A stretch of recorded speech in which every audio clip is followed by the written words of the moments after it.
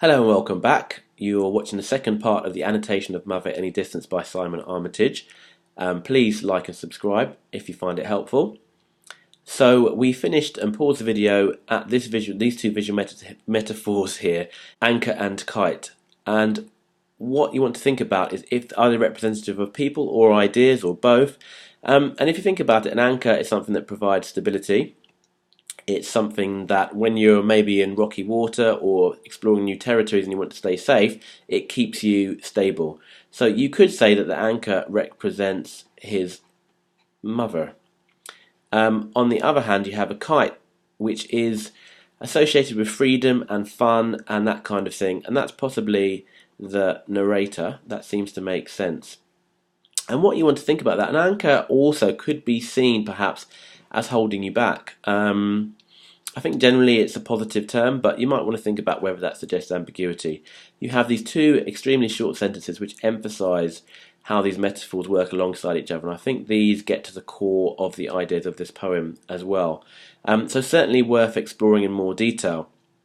Both of these have chords attached, and that is one of the extended metaphors in this poem. You have things like spools of tape, and then you have anchor and kite as well. So these two metaphors are all linked. This kind of extended metaphors are linked by the idea of chords or string or some kind of connection, some physical bonded connection. So let's have a look at the second part.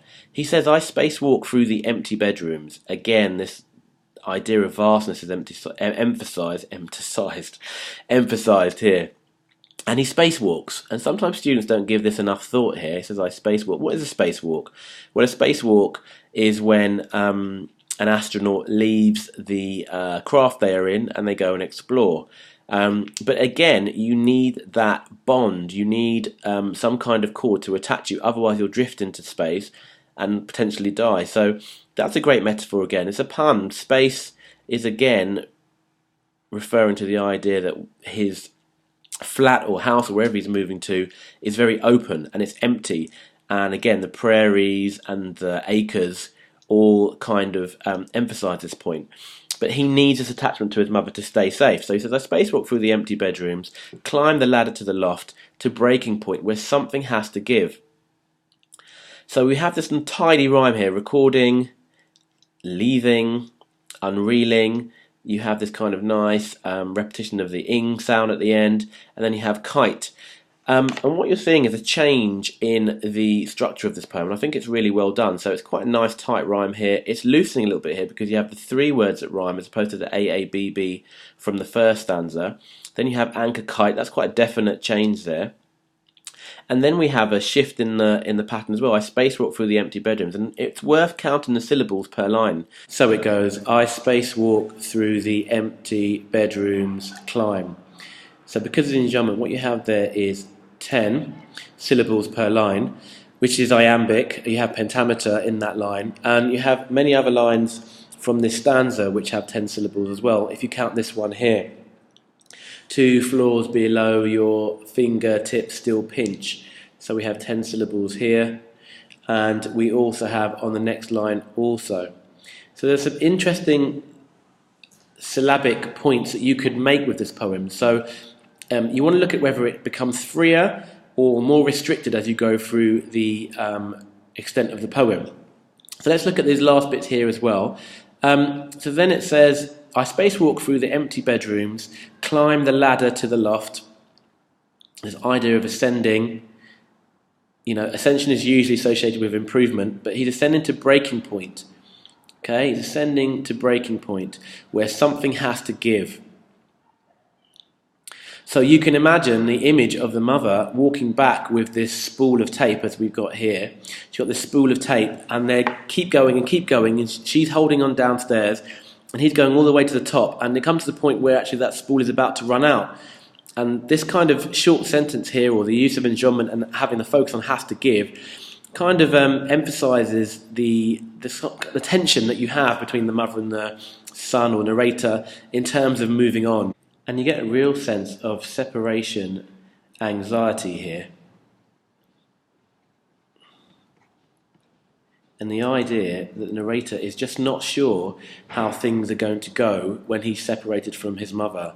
Without that support, without someone that he can depend on and rely on, who's going to be there all the time to support him. So then it goes on to say, 2 floors below, your fingertips still pinch the last 1/100th of an inch. So you have this nice internal rhyme here to link those two ideas. And this idea of really holding on as much as you can at the end. Her fingertips, so right at the end of her fingers, they're pinching. And with this pinching, it's suggestive of pain.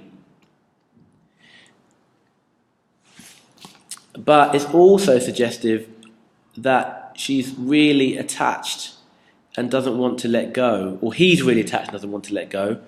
And then it says the last 1/100th of an inch.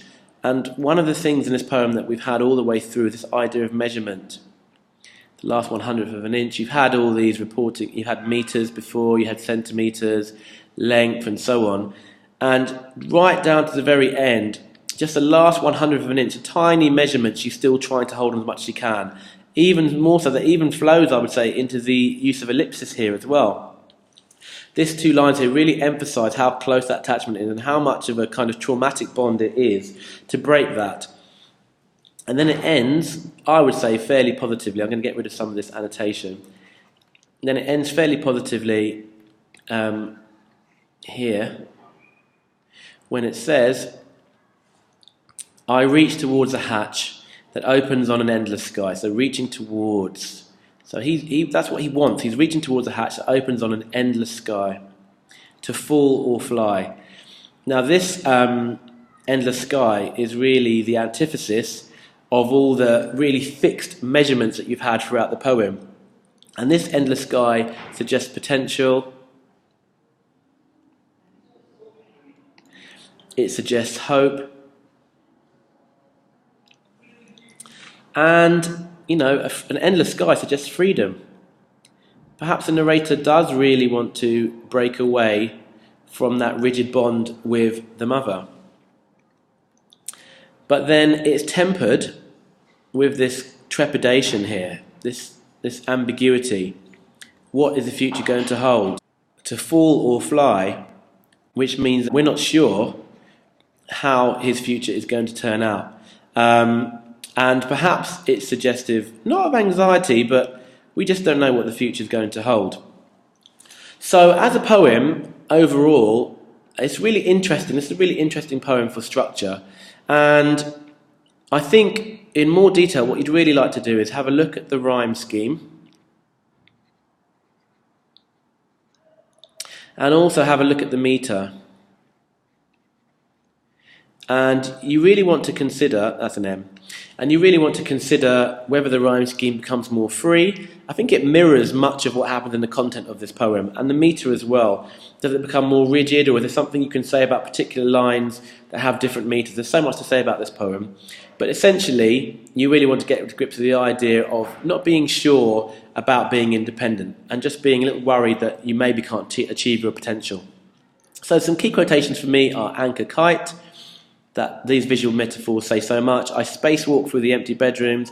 I talked about that line already, but it's key. I reach towards a hatch that opens on an endless sky. This notion of the endless sky, I think, is significant, and falling or flying is also significant.